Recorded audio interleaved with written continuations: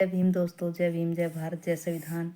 और कल शिवरात्रि थी। आप सभी लोगों ने जो मानते हैं उनने तो पूजा पाठ भी करी होगी। लेकिन एक बात समझ में नहीं आती मेरे कि शिव ने कहा था जब तक मेरे लिंग की पूजा नहीं करोगे मैं तब तक बिना लिंग के रहूँगा।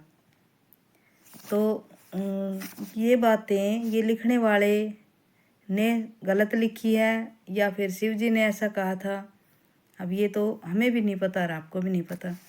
अब जैसे ये लिखने वाले हैं आचार्य धीरेन्द्र, लेखक, भागवत प्रवक्ता, ज्योतिष, वास्तव, भूमि, कर्मकांड में शुद्ध विशेषज्ञ, दमदार आदमी है भाई। वैसे तो ये अब ये वाला मुझे नहीं पता, एक तो जो धीरेन्द्र शास्त्री जो पर्ची काटता है वो वाला है या फिर कोई और है, तो इस बारे में नहीं है। लेकिन ये किताब में लिखा है। और ये है प्रकाश कान्हा दर्शन और धार्मिक प्रकाशन, गोविंद खंड, नियर बिहार, फेज 2, सैदरा, दिल्ली। ये इस बुक का पता है। तो इस किताब में लिखते हैं। और एक बात बताऊं आप लोगों को कि अगर अचल ये बातें लिखता तो तुरंत FIR कर देते, तो FIR करके अंदर कर देते।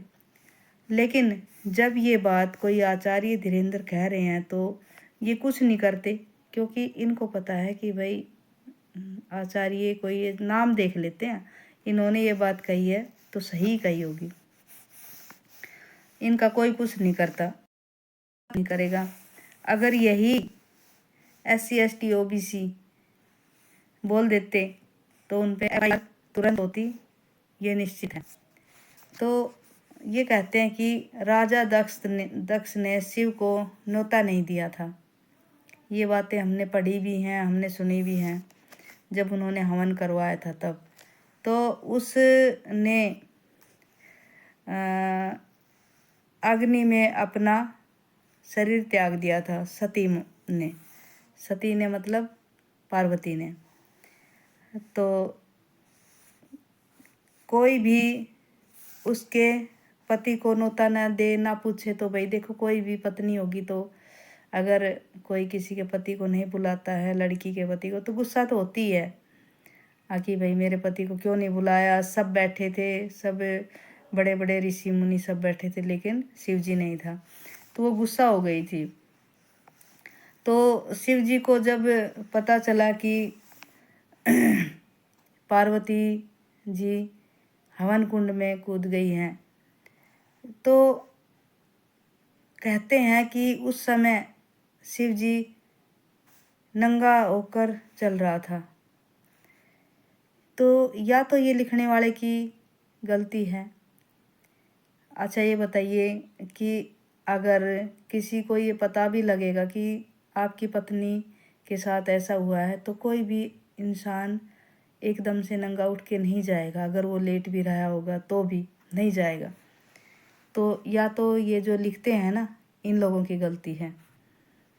तो ये इसी प्रकार लिख रहे हैं कि वो शिवजी नंगा होके चल दिया, तो क्या उस समय CCTV कैमरे लगे थे जो इन लोगों को पता लग गया? ऐसे कोई भी नहीं चलेगा कि भाई किसी की पत्नी के साथ ऐसा हो जाए तो वो नंगा उठ के चल देगा।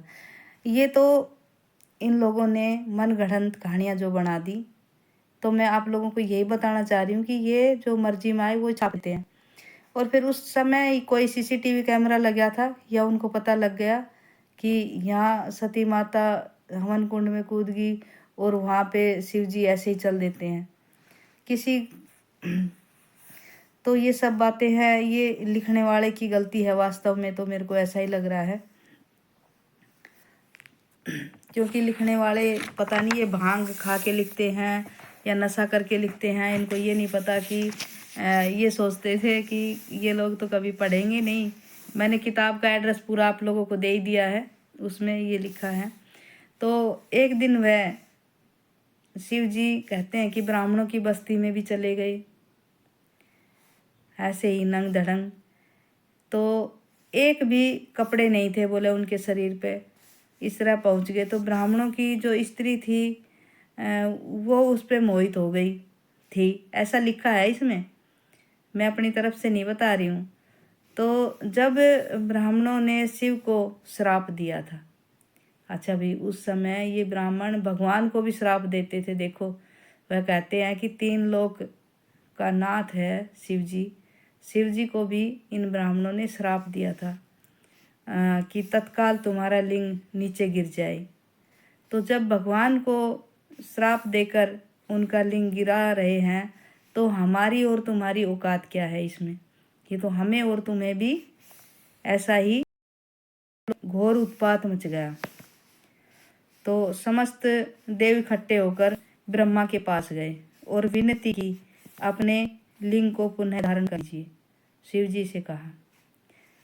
तो ये तीनों लोक, नहीं तो तीनों लोक नष्ट हो जाएंगे। तो ब्रह्मा जी क्या करें, सोचने वाली बात है। क्या ब्रह्मा के कहने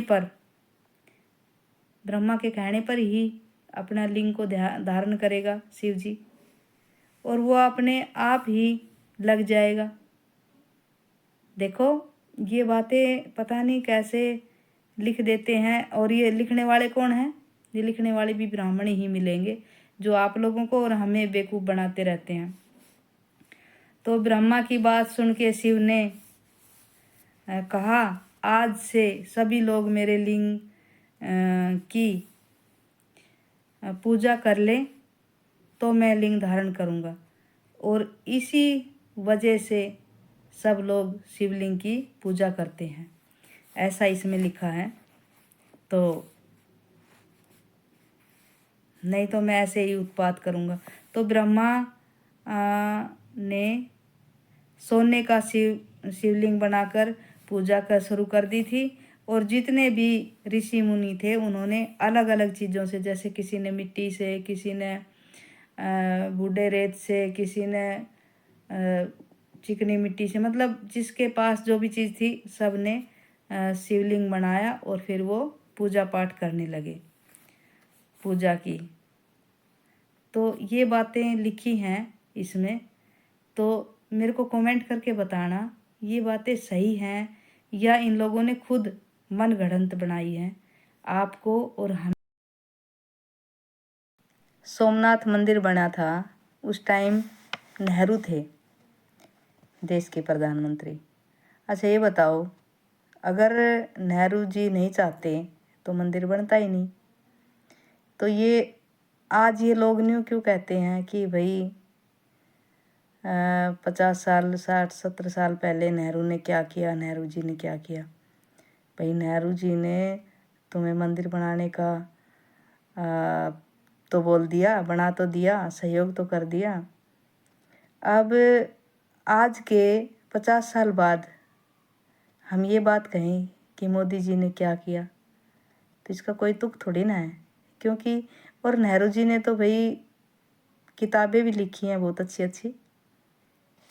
तो जो भी अपने कार्यकाल में जो भी कोई काम करके जाता है तो अच्छा करता है तो वो अच्छा ही कहलाता है, ऐसी बात नहीं है। तो वीडियो कैसी लगी कमेंट करके ज़रूर बताना। जय भीम।